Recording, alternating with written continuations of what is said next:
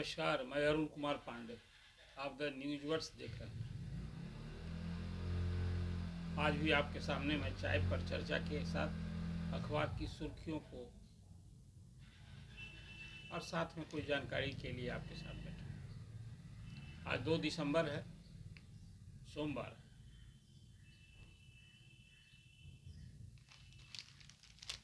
आज खास करके भारत के लिए 2 बड़ी खबर है। अमित शाह जो केंद्रीय गृह मंत्री हैं, उनके सुपुत्र अजय शाह आईसीसीआई के अध्यक्ष हो गए हैं। आज से उन्होंने अपना दायित्व संभाल लिया, कल ही से संभाल लिया। ये भारत के लिए गौरव है। गुजराती हैं और एक और गुजराती, पहली बार भारतवंशी कश्यप, तो काश पटेल कहते हैं, 44 साल उम्र है और अमेरिका के नए राष्ट्रपति हो गए हैं डोनाल्ड ट्रंप। उन्होंने काश पटेल को वहाँ की FBI, जो सबसे महत्वपूर्ण जांच एजेंसी मानी जाती है, उसका प्रमुख बनाया उन्होंने।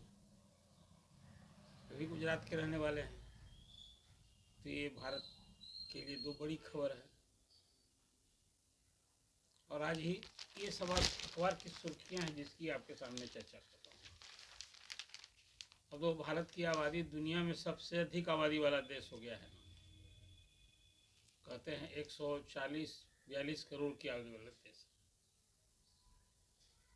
अब आज ही आबादी को लेकर जहां एक और भारत में जनसंख्या नियंत्रण के लिए अलग कानून बनाने की बात खासकर बीजेपी ये करती रही है कि मुसलमानों की आबादी अपेक्षाकृत ज़्यादा बढ़ रही है और कई क्षेत्रों में तो इसको लेकर डेमोग्राफी बदल गई है। तो जनसंख्या नियंत्रण के लिए कानून बनाने की बात होती रही है और इसका खासकर मुस्लिम वोट बैंक की राजनीति करने वाली पार्टियां इसका विरोध करती रही। वहीं आज RSS के प्रमुख मोहन भागवत ने जनसंख्या बढ़ाने पर की वकालत कर दी। उन्होंने कहा है कि भाई जो देश की जनसंख्या नीति थी पहले जो बनी थी वो सही थी। 2.1% ये रेट रहना ही चाहिए, नहीं रहेगा तो फिर आने वाले दिन में संकट हो जाएगा। वो आबादी यदि इस तरह से नहीं बढ़ती रहेगी तो बहुत सारी आबादी विलुप्त हो जाएगी।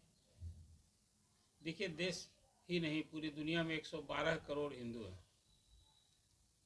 और खासकर अभी सूडान, बांग्लादेश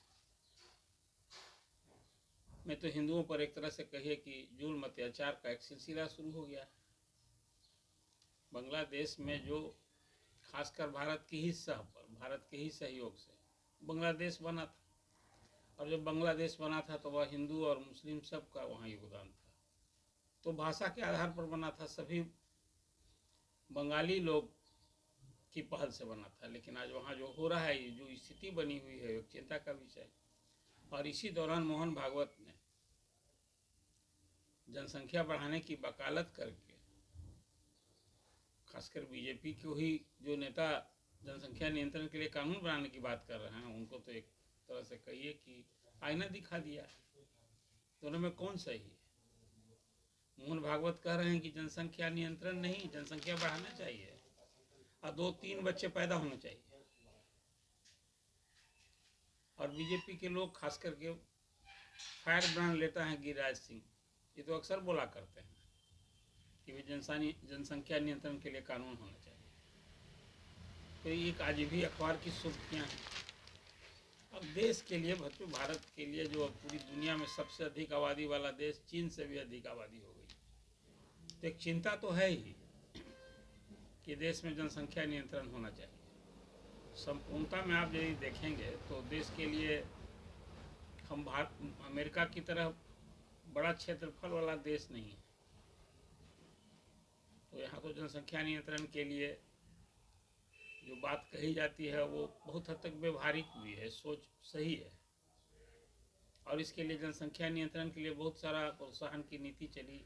आपको याद होगा इमरजेंसी में, उस समय तो जनसंख्या नियंत्रण के लिए जो कुछ कड़े उपाय किए गए थे, उसके लेकर कांग्रेस को बड़ा खामियाजा भुगतना पड़ा था। लेकिन चलिए, अब आज मोहन भागवत ने जो बात कही है कि कम से कम 3 बच्चे पैदा करें और कम आबादी वाला समाज नष्ट हो जाता है, अभी भी एक चिंतन का विषय है। देखिए, अभी झारखंड और महाराष्ट्र में चुनाव हुआ। झारखंड में तो महागठबंधन को शानदार सफलता मिली, तो वहाँ सरकार बन गई। हालांकि अभी अकेले हेमंत सोरेन ने शपथ लिया, मंत्रिमंडल का विस्तार होना है और उसमें कांग्रेस और राजद की सहभागिता होगी। माले को भी 2 सीट मिलेगी। माले ने कह दिया है कि हम सरकार में शामिल नहीं होंगे। तो मंत्रिमंडल विस्तार का वहाँ की बाट जो ही जा रही है। 9 दिसंबर से वहाँ सत्र शुरू होने वाला है, तो उसके पहले वहाँ 10-12 मंत्री बनाए जाएंगे। अब ये उसका इंतज़ार हो रहा है। वहीं महाराष्ट्र में महायुति को, जिसको कहते हैं एनडीए को, शानदार सफलता मिली, लेकिन वहाँ अभी सरकार नहीं बनी है। अब मुख्यमंत्री के शपथ ग्रहण का वहाँ कार्यक्रम तय हो गया है कि 5 दिसंबर को 5 बजे शपथ ग्रहण समारोह होगा और उसमें मुख्यमंत्री भी जाएंगे। वहाँ आज़ाद मैदान में ये शपथ ग्रहण समारोह मुख्यमंत्री का होना है, लेकिन अभी तक मुख्यमंत्री कौन होगा यही नहीं घोषणा हुई है। ऐसे तो क्यास लग जा रहा है कि देवेंद्र फडणवीस ही मुख्यमंत्री होंगे। तो कल वहाँ भाजपा विधानमंडल दल की बैठक होने वाली है और उसमें आधिकारिक घोषणा होगी। लेकिन जो अभी मौजूदा कार्यवाहक सीएम हैं एकनाथ शिंदे, उन्होंने तो राह आसान कर दी है। कह दिया है कि भाई अब बीजेपी जिसको बनावे हमारा सपोर्ट रहेगा और हमारी ओर से कोई रुकावट नहीं है। तो स्पष्ट है कि वहाँ देवेंद्र फडणवीस ही चीफ मिनिस्टर होंगे महाराष्ट्र के, और कल विधायक दल के नेता चुने जाएंगे। बाज़ाब्ता इसकी घोषणा होगी। आज ही दिल्ली से भाजपा का 2 पर्यवेक्षक वहाँ जाने वाले हैं और 5 दिसंबर को वहाँ नई सरकार बन जाएगी। अब एक अभी मुख्यमंत्री नीतीश कुमार शरदकालीन सत्र से निपट होने के बाद अब 15 दिसंबर से जिला की यात्रा पर निकलने वाले हैं। अभी इसकी आधिकारिक विस्तृत कार्यक्रम तो नहीं आया है, लेकिन जो कैबिनेट विभाग से जिलों को चिट्ठी गई है उसे स्पष्ट हुआ कि 15 दिसंबर से उनकी यात्रा शुरू होने वाली है। नीतीश कुमार अपने कार्यकाल में वो इस तरह से 1 दर्जन से अधिक, 1.5 दर्जन यात्रा कर चुका है और हर विधानसभा चुनाव के पहले ऐसी यात्रा करता है। तो इस बार का जो उनका कभी न्याय यात्रा, कभी विश्वास यात्रा, कभी जन विश्वास यात्रा, कभी बिहार को विशेष राज्य देने की मांग को लेकर यात्रा, इस तरह से कभी आशीर्वाद यात्रा, हर यात्रा का एक अलग अलग नाम होता है। इस बार वो महिला संवाद को लेकर यात्रा करने वाले हैं और आधी आबादी को साधना है। मुझे लगता है कि मुख्यमंत्री इस यात्रा के बाद मध्य प्रदेश, महाराष्ट्र और झारखंड में जिस तरह से महिलाओं के लिए कहीं लाडली बहना योजना, कहीं मैया सम्मान योजना करके जो कुछ दिया गया है, तो निश्चित रूप से महिलाओं के लिए कुछ विशेष माहवारी राशि दें। अब वो 1000 दें, 1500 दें, 2000 दें, लेकिन कुछ इस तरह की एक घोषणा इस चुनावी साल में निश्चित रूप से कर सकते हैं। महिला संवाद यात्रा जो उन्होंने शुरू की है ना, तो मुझे तो यही लग रहा है कि अभी तो जाएंगे जिलों में, जिस तरह से पिछली सभी यात्राओं में करते रहे हैं कि विभिन्न योजनाओं का उद्घाटन, शिलान्यास, कुछ जगह कहीं स्थल निरीक्षण और फिर उसके बाद संवाद कार्यक्रम। अब इसको लेकर भी सियासी राजनीति शुरू हो गई है। अब इसी तरह की यात्रा तेजस्वी, तो आपको याद होगा ना कि कार्यकर्ता से संवाद का कार्यक्रम उन्होंने शुरू किया था। अब उनकी भी यात्रा शुरू होगी। अब चुनाव साल है। जन स्वराज पार्टी के संस्थापक अध्यक्ष कहिए या सर्वे सर्वा, अध्यक्ष तो कोई और ही हैं, कार्यकारी अध्यक्ष, तो उनकी यात्रा तो चल रही है 2 साल से और कहा भी है कि अब तो पार्टी बना ली है हमने, अब उनकी भी यात्रा होगी। फिर तो चुनाव तक इसी तरह से यात्रा पर रहने वाले हैं और चुनाव के पहले वो भी कुछ लोक लुभावन और घोषणा करेंगे। अभी तो 40 मुसलमान को देंगे, 40 महिला को देंगे, 70 अति पिछड़ा को टिकट देंगे और उनकी ये लड़ाई जारी रहेगी।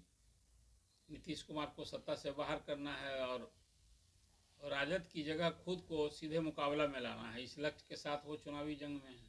सभी 243 सीट पर अकेले लड़ेंगे। एक और इसी सिलसिले में कहना रह गया, अब दिल्ली विधानसभा का भी चुनाव होने वाला है जनवरी फरवरी में।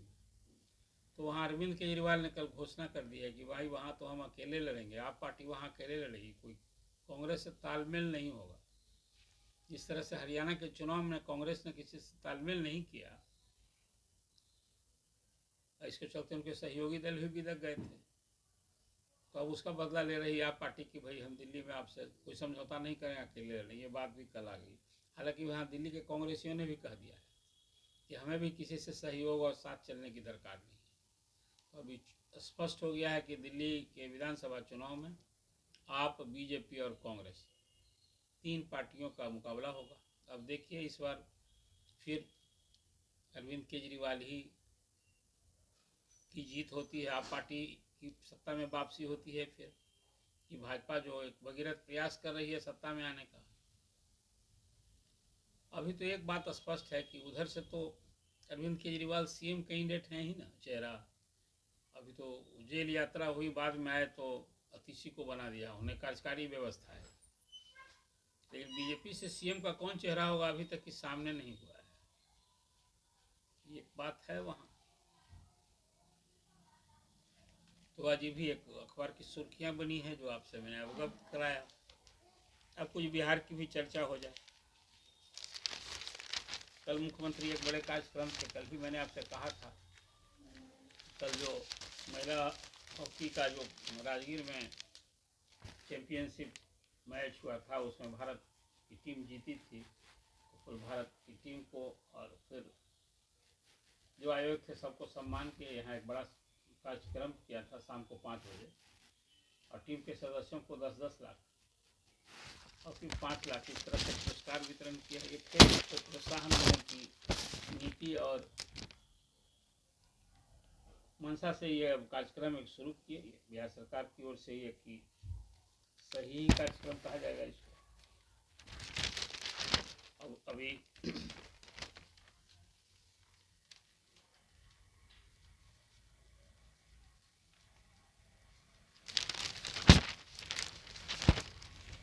अब कल देखा मैंने, कल कई कार्यक्रम राजधानी पटना में हुआ है, और उसमें कल भाजपा के प्रदेश अध्यक्ष जो राजस्व भूमि सुधार मंत्री हैं, उन्होंने बड़ी घोषणा की है कि देश के प्रथम राष्ट्रपति देश रत्न राजेंद्र प्रसाद का यहाँ स्टैचू ऑफ विजडम ये बनेगा, जो देश दुनिया के लोग यहाँ देखने आएंगे। और फिर एक कल सामने बात आई कि राज्य में खाद्य प्रसंस्करण की नीति लागू होगी। निवेशक जो होंगे यहाँ उनको कोई निबंधन शुल्क नहीं लगेगा।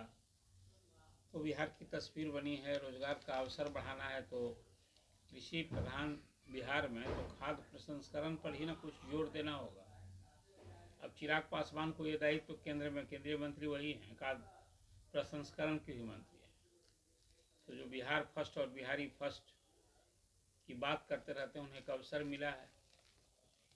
अब इसको लेकर देखें इस बार वो क्या पहल करते हैं अपने बिहार के लिए। और जीतनराम मांझी जो केंद्रीय लघु उद्योग मंत्री हैं उनके, तो उनके लिए भी एक बड़ा अवसर है। इसकी भी बड़ा उद्योग तो अब कोई लगने से रहा, कहाँ लग रहा है। अब तो कोई बड़ा उद्योग कहीं कोई पीपी मोड पर लगता है या कोई बड़ा औद्योगिक घराना लगाता है, तो वो तो बिहार में कहीं कोई नीतीश जी के राजकाज में कोई बड़ा उद्योग तो यहाँ लगा नहीं। तो अभी छोटे छोटे उद्योग, मंझले उद्योग या कहिए कि प्राइवेट सेक्टर में उद्योग लगाने का एक अवसर आया। अब देखें ये बिहार खासकर 2 मंत्री जो हैं क्या कुछ करते हैं। अब इसी तरह का अवसर तो अब ललन सिंह को भी मिला है, उनका पशुपालन डेयरी है, वो भी गुजरात की तरह बिहार के लिए कुछ सपना देखें और दिखावें, कुछ करें। और गिरिराज सिंह कपड़ा मंत्री हैं। अब देखिए अभी तक तो वो ज़्यादा पॉलिटिकल ही गप किया करते हैं, उनसे भी अपेक्षा है। तो कल जो एक बात हुई है कि राज्य में खाद्य प्रसंस्करण की नीति लागू होगी और निवेशक को निबंधन शुल्क नहीं लगेगा, तो मुझे लगता है कि ये बिहार के कुछ करने के लिए एक अवसर आया है, तो इसको लोग करें। फिलहाल जो अभी कल से शुरू हुई हो गया है, आपको बताए थे शिक्षकों के ट्रांसफ़र का, ऐच्छिक ट्रांसफ़र के लिए आवेदन अब वो भी 15 दिन ये लिए जाएंगे, फिर इसके बाद इसका समय पूरा होगा तो फिर ट्रांसफ़र की भी कार्रवाई होगी। स्कूल की टाइमिंग बदल गई। अब आज सोमवार है, आज से जो स्कूल खुले हैं तो नई समय सारणी जिसको कहिए 9:30 से 4 बजे तक अब क्लास होगा। शुरू में तो प्रार्थना वगैरह की पहली घंटी होती ही है, और अब दक्ष क्लास चार्ज से मुक्ति मिल गई है जो के पाठक ने शुरू किया था। स्कूलों से संबंधित एक है, और शिक्षकों के लिए तो जैसा मैंने आपसे कहा कि पूरे दिसंबर में जितनी बातें कुछ विभाग की ओर से मुख्यमंत्री ने घोषणा की है, शिक्षा मंत्री ने घोषणा की है, एसीएस ने जो बात कही है, अब उससे संबंधित सब आदेश का इंतजार भी है। अभी तो 9 दिसंबर से काउंसलिंग शुरू होगी 1,47,000 शिक्षकों का। ये सब अखबार की सुर्खियां हैं।